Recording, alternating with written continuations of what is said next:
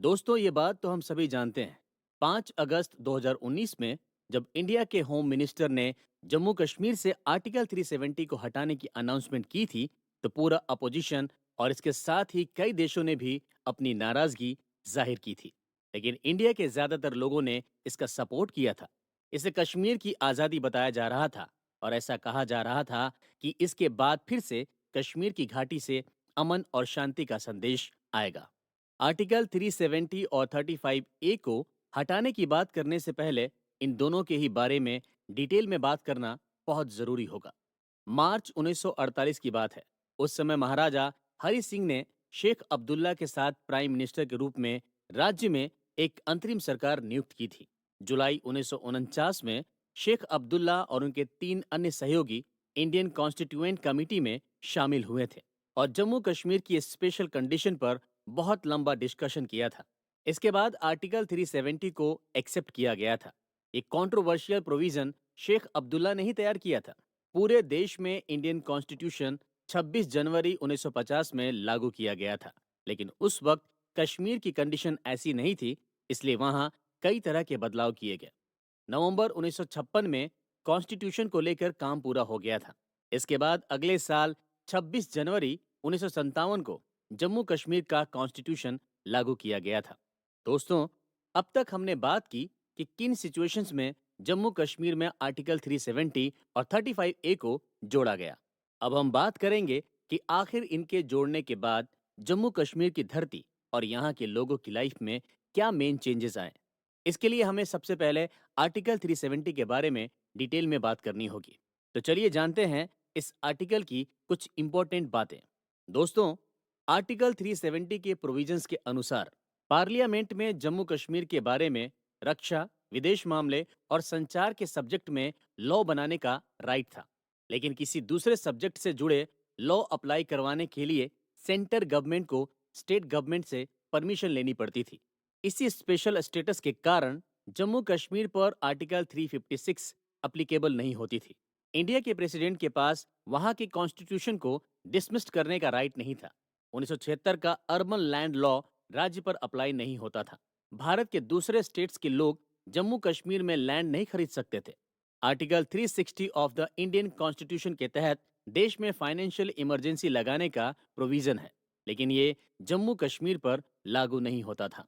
जम्मू कश्मीर के सिटीजन्स दोहरी नागरिकता, भारत और कश्मीर दोनों की नागरिकता रखते थे। जम्मू कश्मीर का फ्लैग भी अलग था। जम्मू कश्मीर की लेजिस्लेटिव असेंबली का टेन्योर 6 साल का होता था, जबकि भारत के अन्य राज्यों की लेजिस्लेटिव असेंबली का टेन्योर 5 साल का होता है। सुप्रीम कोर्ट के सभी आदेश जम्मू कश्मीर में लागू नहीं होते थे। आर्टिकल 370 की वजह से कश्मीर में आरटीआई और आरटीई लागू नहीं होता था। कश्मीर में हिंदू सिख माइनॉरिटीज को 16% रिजर्वेशन नहीं मिलता था। कश्मीर में पंचायत को किसी तरह के राइट्स नहीं थे। जम्मू कश्मीर की कोई महिला अगर भारत के किसी अन्य स्टेट के व्यक्ति से शादी कर ले तो उस महिला की सिटीजनशिप समाप्त हो जाएगी। इसके अपोजिट अगर वो पाकिस्तान के किसी व्यक्ति से शादी कर ले तो उसे भी जम्मू कश्मीर की सिटीजनशिप मिल जाएगी। जम्मू कश्मीर के सिटीजन्स का इंडिया के नेशनल फ्लैग या नेशनल सिंबल्स की रिस्पेक्ट करना कंपलसरी नहीं था। वहीं आर्टिकल 35 ए के जरिए जम्मू कश्मीर के परमानेंट सिटीजनशिप के लॉ और सिटीजन्स के राइट्स डिसाइड किए जाते थे। जैसे इस प्रोविजन के अनुसार 14 मई 1954 या इससे पहले 10 सालों से जम्मू कश्मीर में रहने वालों और वहां प्रॉपर्टी हासिल करने वालों को ही जम्मू कश्मीर का परमानेंट सिटीजन बताया गया था। इन परमानेंट सिटीजन्स को स्पेशल राइट्स भी दिए गए थे। सिर्फ परमानेंट सिटीजन्स को ही वहां जमीन खरीदने, गवर्नमेंट जॉब पाने, गवर्नमेंट स्कीम्स का बेनिफिट मिलता था। बाहरी लोगों को वहां जमीन खरीदने, सरकारी जॉब पाने, इंस्टीट्यूट्स में एडमिशन लेने का राइट नहीं था। अगर जम्मू कश्मीर की कोई महिला इंडिया के किसी दूसरे स्टेट के किसी व्यक्ति से शादी कर लेती थी तो उसका अपनी पैतृक संपत्ति पर से राइट्स खत्म हो जाता था। लेकिन पुरुषों के मामले में ऐसा नहीं था। वैसे आर्टिकल 370 में समय के साथ कई बदलाव भी हुए। 1965 तक वहां राज्यपाल और चीफ मिनिस्टर नहीं होता था। उनकी जगह सदर ए रियासत और प्राइम मिनिस्टर होता था। इसे बाद में बदला गया था। ऐसा माना जाता है कि आर्टिकल 370 की आड़ में देश में पार्टीशन के समय बड़ी संख्या में पाकिस्तान से आए रिफ्यूजीज को तो जम्मू कश्मीर की सिटीजनशिप दे दी गई थी, लेकिन हिंदू और सिखों को सिटीजनशिप नहीं दी गई थी। ऐसा भी माना जाता है कि आर्टिकल 35A की वजह से वहाँ हिंदू और मुस्लिमों में डिस्क्रिमिनेशन किया जाता था। 1989 तक जम्मू कश्मीर में कंडीशन थोड़ी ठीक थी, लेकिन जब स्टेट तेजी से डेवलप होने लगा और स्टेट में टूरिज्म भी बढ़ने लगा था, तब 1990 में कश्मीर की शांति खत्म होने लगी थी। दिलों को सुकून देने वाली वादियों से दिल दहला देने वाली तस्वीरें आने लगी थी। कश्मीर में आतंक का साया मंडराने लगा था।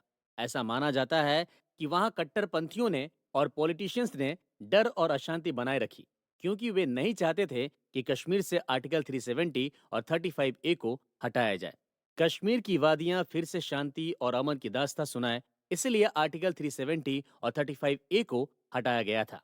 हमारे अगले एपिसोड में बात करेंगे इसी बारे में कि जब जम्मू कश्मीर से आर्टिकल 370 हटाया गया था, तो कंट्री में कैसे हालात बने थे और किस लेवल पर सारी तैयारियां की गई थी।